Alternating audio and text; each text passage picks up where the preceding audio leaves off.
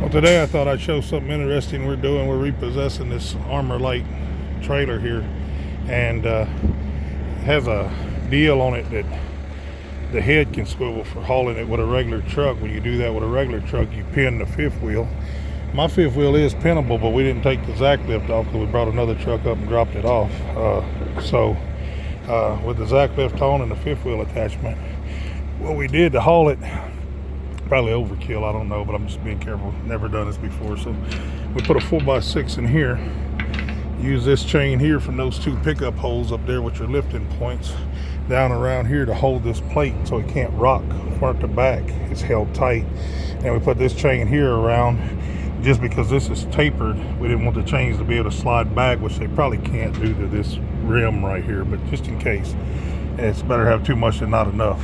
But that chain there, it will also hold that block in and keep it from coming out if there is any movement, but there shouldn't be. Everything's tight enough that it's like a piano string. So but the board could crunch a little, give a little, or something like that, so we just want to be extra safe here. So we've got our zacklift trailer attachment, and this is how we're going to do it. It would be really, you couldn't do it without securing this head somehow, because this thing here can pivot back and forth for hauling a regular trailer quite a bit, and this can come almost 45 degrees forward and a long way backward, all the way up to it hits here and here.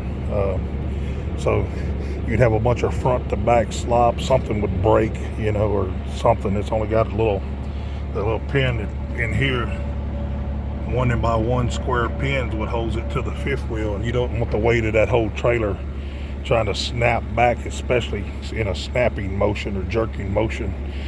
You wouldn't want that to pop. And people say, well, why do you just bring a regular tractor? But there's no winders on the landing gear on these trailers. They're just essentially stands, so you can't wind them up and down.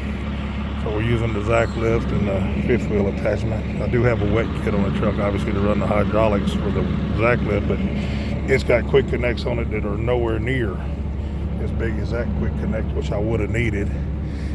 My wet kit has 2 lines, and this end up looks like it has 1. I'm sure I could have made it work, but there's no point in going through all that. And like I said, we had to bring a truck up here anyway, so we're just gonna hook up and go back. So anyway, that's it. Wave at the camera, son. It's gonna work. Yeah, it's gonna work. Either that or it won't, right? So if it don't, we won't post a video. 10-4.